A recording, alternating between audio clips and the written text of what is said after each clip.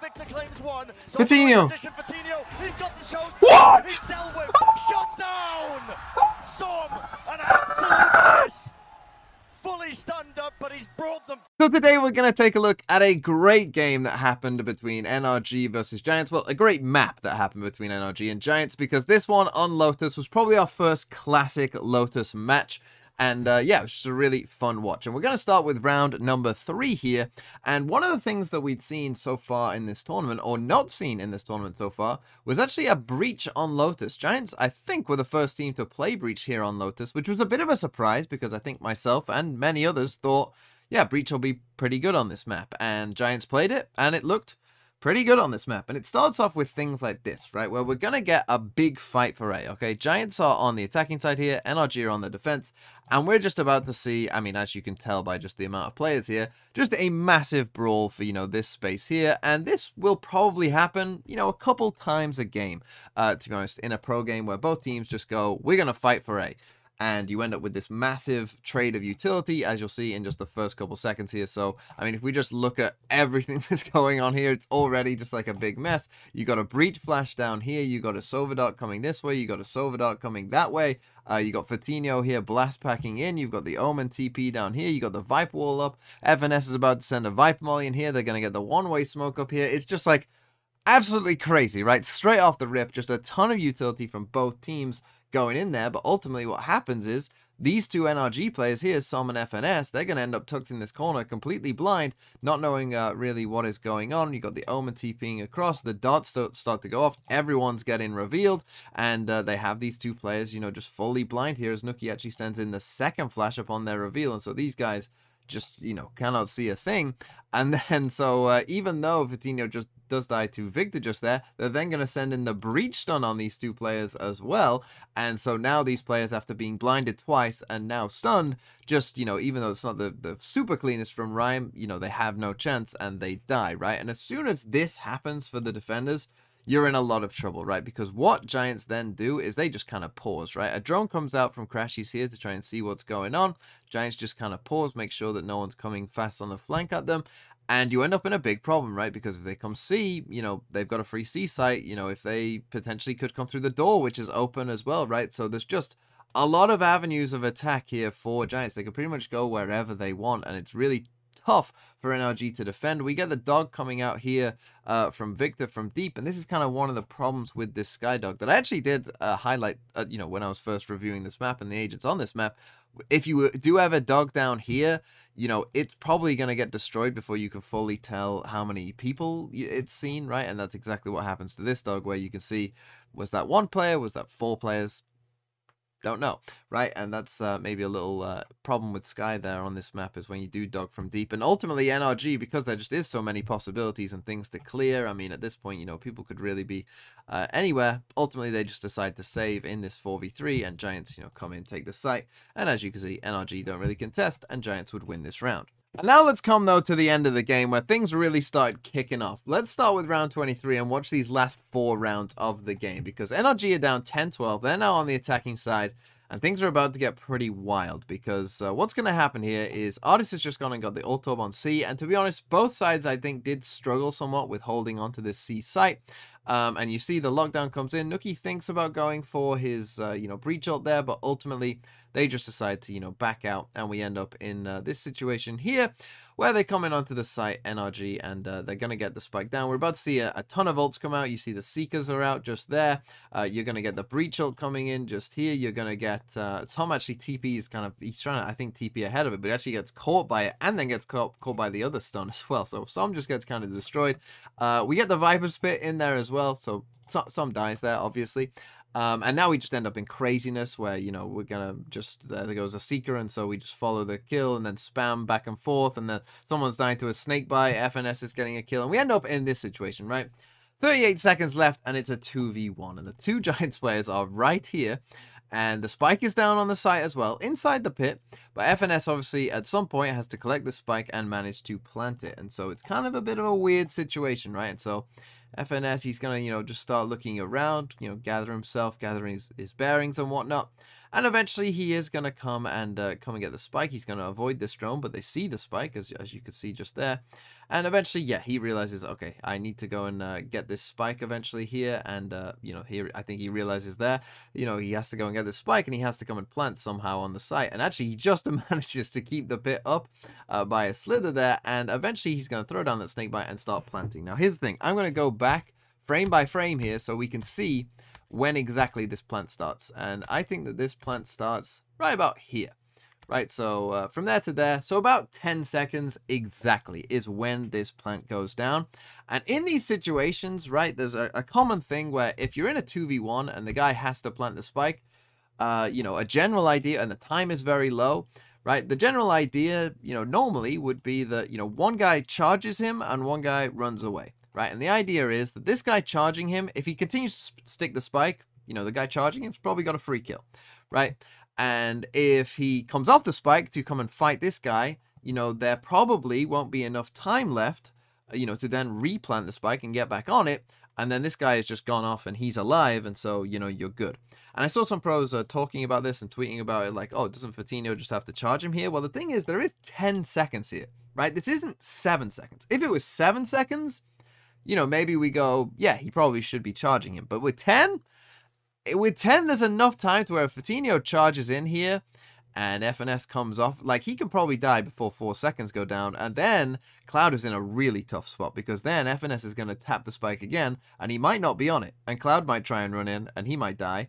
But if he does plant the spike FNS and Cloud thinks, oh, you might be baiting me, and so decides to stay out, well, then either way, you know, it's a very tough decision for Cloud, and he's in a really rough spot.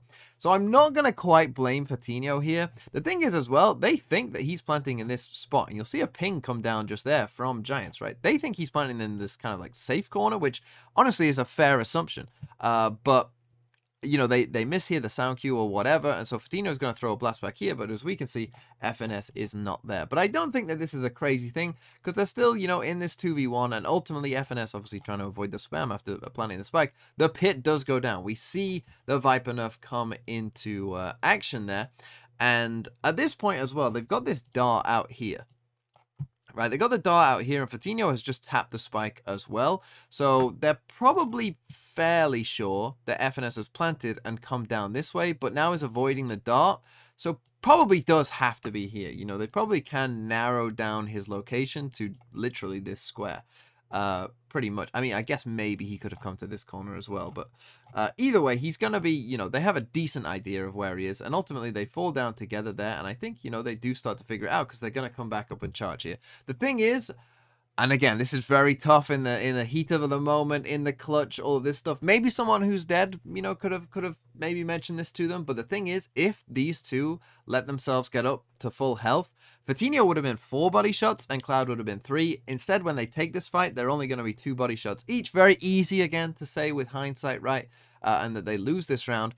A bigger problem for me, probably, is that Cloud is walking and Fatinho is running, right? This is probably a bigger issue, right, that we're kind of doing opposite things here, and that kind of plays out here where Fatinho, he looks antsy to get this fight, right? He's like, I want this fight, whereas Cloud's a bit more, you know, like, let's just, you know, kind of take our time, you know, not rush into things. And so here you go, right? You end up with this instead, where Fatinho's anxious to take this fight, and, you know, the trade just isn't quite there in time, and ultimately FNS is able to win that round and save the game there for NRG. Now let's come to round number 24, and we've got 1 minute and 2 seconds left in this one, and you can see at this point with 1 minute left, Giants are pretty deep, right? And I think that this is one of the problems that they had on their defensive side here, is that they, you know, there was just a bit of presence in towards C, and, you know, we had to fall back here, and then there's a bit of presence towards A, so, you know, we're playing deep here, and so they end up very pushed back, and that allows NRG to basically, you know, get to the doorstep of any site that they want to go to, and then, you know, they can hit the site at any point. Ultimately here, they're going to come back towards C after initially starting there, but, you know, Giants here, they kind of, you know, they don't really know what's fully going on as they are so deep, right? As the players are all the way back here, you see the smoke starts to come in here, but we're, you know, already rotating across towards C. We're already on our way. And so Giants, it's going to take them a bit to kind of figure it out, but they will eventually figure out that this is a C hit, right? As they don't hear anything on A here for a second. And, you know, they send out this dart here and it sees nothing. So off this dart, Fatino's going to start to rotate across. And now in comes the exec here from NRG. The dog comes in, Viper Molly's Sova dart, all of that good stuff all comes in. And they get in some trouble. And FNS, he's going to just send it in. And he's going to manage to get not 1, but 2 kills. But now we're going to see maybe a little mistake here. And I think that this was just a bit too obvious from NRG, because they did this a ton, where Artist here on Killjoy would end up trying to lurk through B, and by this point in the game they'd done this quite a lot, and it had been caught out sometimes and it hadn't at other times. But, you know, Nuki's just waiting for it at this point because, you know, they had done it quite often. And so Nuki is going to manage to just find this kill on Artist here in this duel. And so we end up back in this 3v4. And now, well, we're going to enter a bit of chaos here as they get the spike down, right? But then Cloud manages to get a wallbang on the kill as well. And again, planting on this C site, always pretty deadly. I mean, if you've got Guardian, just spam this. Turns out you'll get a kill. And so we end up here now, of course, in a 3v3, right? And they're actually going to figure out where Victor is as well. And Victor's going to do well to get a kill here, right? Because we're going to get a little dart just sent in from Cloud, just like on the floor. Victor has to shoot it, of course. But then Fatino, after he shoots this, is going to spam him through this box just across here, right? And so he does really well here, Victor, to manage to kill Cloud before he dies. You see Fatino does manage to get him through the box. Fatino is then going to come out, and he's going to get the kill on FNS. And then he's going to pop his ult. Right, and so Som is in a 1v2 here, and I think, and just based off kind of Fatino's, you know, where he ends up looking, I think that they think Som is down here, right? Instead of being up on the platform, I think they think he's down here.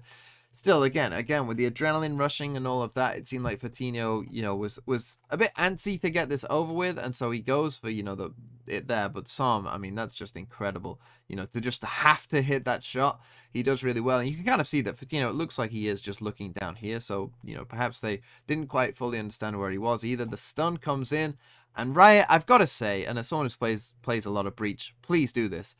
Please buff the stun inaccuracy, because this does happen too much. And it was incredible by Som that he was able to pull that off. It was insane. But yeah, we ended up at 12-12, but please buff the stun inaccuracy.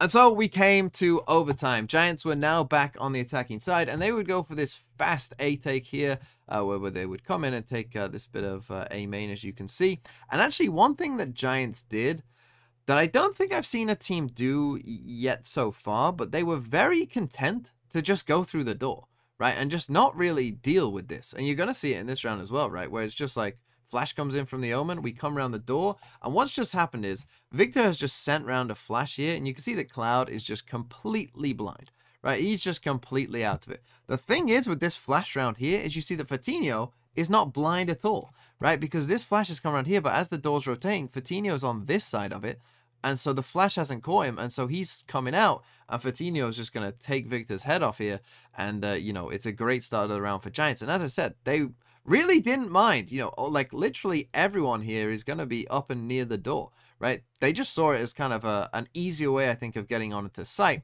And the crucial thing is, if you are going to go for this door push here, right, you can't really all be there. What they do here is they leave Hoodie back here, and this is smart, right? Because as these players come and try to retake from back here, this guy is going to be a menace for them, and that is exactly what happens to NRG here. Is Hoodie is going to be their kind of big problem. So you see they're getting onto the site, and FNS, you know, he's in this spot, and he manages to get a kill. Actually, Nuki's going to be the one to come and trade him, but Hoodie's going to manage to get the kill on Artist here if we just play it forward. So there goes one, there goes two, and all of a sudden we're in a 4v3 and they're in a good spot.